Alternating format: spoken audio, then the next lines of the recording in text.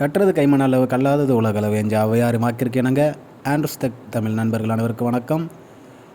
இன்றைக்கி நீங்கள் பார்க்க போகிற வீடியோ கண்டிப்பாக உங்களுக்கு மிகவும் பயனுள்ளதாக இருக்கும். வீடியோ ஸ்கிப் பண்ணாமல் கடைசி வரை பாருங்கள். அதுக்கு முன்னாடி நம்ம சேனலை சப்ஸ்கிரைப் பண்ணி வச்சுக்கோங்க. கூட பக்கத்தில் இருக்க பெல் ஐக்கனை கிளிக் பண்ணி வச்சுக்கோங்க. வாங்க ஃப்ரெண்ட்ஸ், வீடியோக்குள்ளே போகலாம். நண்பர்களே, இந்த வீடியோவில் நம்ம பார்க்க போகிறது என்னென்னா, ஆர்ஓ வாட்டர் பியூரிஃபையரில் வர்ற ஒரு ப்ராப்ளத்தை பற்றியும் அதை எப்படி நம்ம சால்வ் பண்ணலாம் அப்படிங்கிறத பற்றி தான் இப்போ பார்க்க போகிறோம்.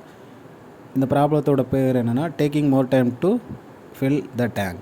அதாவது தண்ணி டேங்கில் விழுறதுக்கு ரொம்ப நேரம் ஆகுது அப்படிங்கிறது தான் இதோட ப்ராப்ளம். ஸோ இதை எப்படி சால்வ் பண்ணோம் அப்படின்னா, இது ஒன்றும் இல்லைங்க. இந்த எஸ்வின்னு இப்போ ஒன்று காமிச்சு பார்த்தீங்களா, அது சொலினாய்டு வால்வ் அப்படின்னு சொல்லுவாங்க. அந்த வால்வு பிளாக் ஆனதுனால ஆர்ஓவில் நம்மளுக்கு ஃபுல் ஆகலை. இப்போ நம்ம அந்த எஸ்வி வால்வ் மாற்றிட்டோம். இப்போ வேஸ்ட் வாட்டர் நல்லா கரெக்டாக வந்துட்டுருக்குது.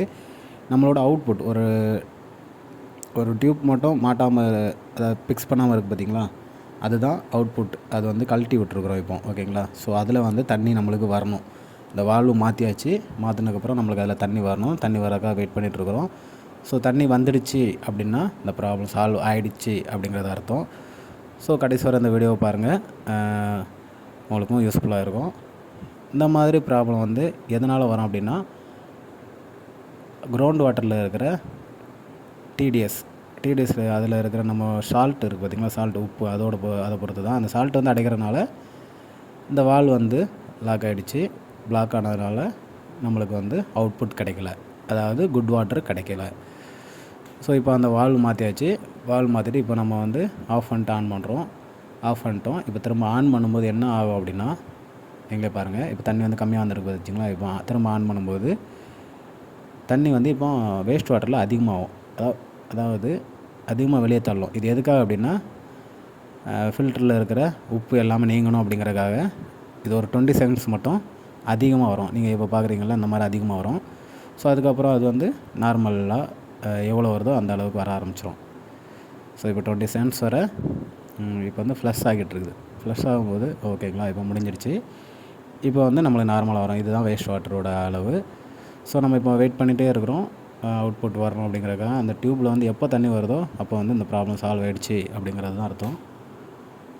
நீங்களும் வெயிட் பண்ணி பாருங்கள். வந்துடுச்சு தண்ணி. ஸோ ப்ராப்ளம் இப்போ சால்வ் ஆகிடுச்சு. இன்னும் நம்மளுக்கு அந்த தண்ணி கண்டினியூஸாக வராமல் விட்டு விட்டு வருது பார்த்திங்களா, பபுள்ஸ் வர்ற மாதிரி. ஸோ அது வரக்கூடாது. அதனால் கொஞ்சம் நேரம் நம்ம வெயிட் பண்ணணும். இன்னொரு டைம் கூட நீங்கள் ஆஃப் பண்ணிட்டு ஆன் பண்ணலாம். கண்டினியூஸாக நம்மளுக்கு வர ஆரம்பித்ததுக்கப்புறம் நம்ம மிஷினோட சுவிட்சை ஆஃப் பண்ணிவிட்டு டேங்கில் கனெக்ஷன் கொடுத்துடலாம். கனெக்ஷன் கொடுத்துட்டு செக் பண்ணலாம், அவங்களுக்கு ப்ராப்ளம் சால்வ் ஆகிடுச்சு.